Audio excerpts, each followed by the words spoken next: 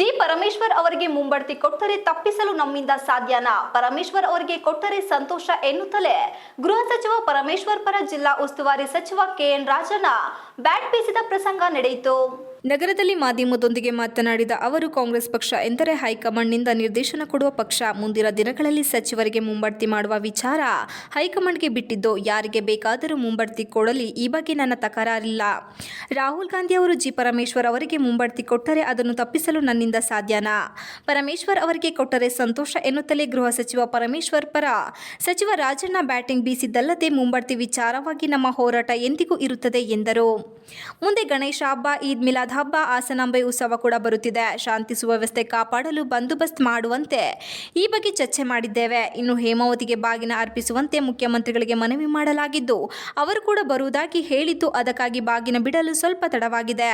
ಇಲ್ಲವಾದರೆ ನಾನು ಮತ್ತು ಸಂಸದರು, ಮುಖಂಡರು ಯಾರು ಇರುತ್ತಾರೆ ಅವರನ್ನು ಕರೆದುಕೊಂಡು ಹೋಗಿ ಹೇಮಾವತಿ ಮತ್ತು ಎಗಜಿ ಬಾಗಿನ ಅರ್ಪಿಸಬಹುದಿತ್ತು. ಕೇಸು ಇರುವುದರಿಂದ ಮುಖ್ಯಮಂತ್ರಿಗಳು ಸ್ವಲ್ಪ ಟೆನ್ಷನ್ನಲ್ಲಿ ಇರುವುದರಿಂದ ತಡವಾಗಿದೆ.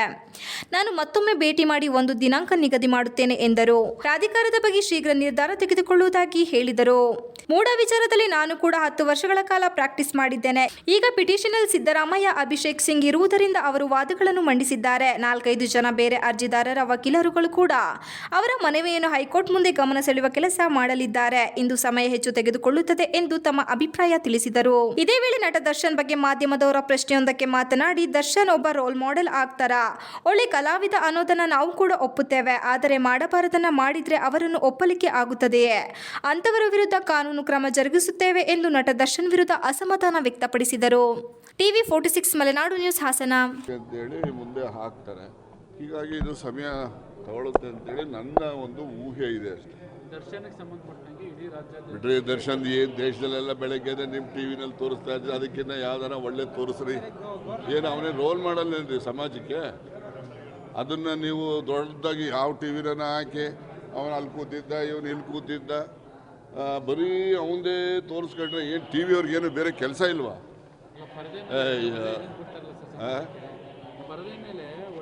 ಆಯ್ತಪ್ಪ, ಈಗ ನೋಡಿ ಕೇಳಿ, ಒಳ್ಳೆ ಕಲಾವಿದ ಅಂತಕ್ಕಂಥದ್ದನ್ನು ನಾವೆಲ್ಲ ಒಪ್ತೇವೆ.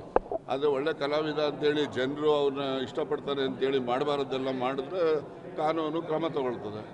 ಅದನ್ನು ಏನು ಬೆಳಗ್ಗೆ ಸಾಯಂಕಾಲ ಟಿ ವಿನಲ್ಲಿ ಇನ್ನೇನು ಮಾಹಿತಿನೇ ಇಲ್ಲ, ನನಗೆ ತೋರಿಸ್ತಾ ಇದ್ದರೆ ನೋಡಿ ಅದು ನೋಡೋಕ್ಕೆ ಅಸಹ್ಯ ಆಗ್ತದೆ. ಪ್ರಾಧಿಕಾರ ಆದಷ್ಟು ಜಾಗ್ರತೆ ಮಾಡಿ.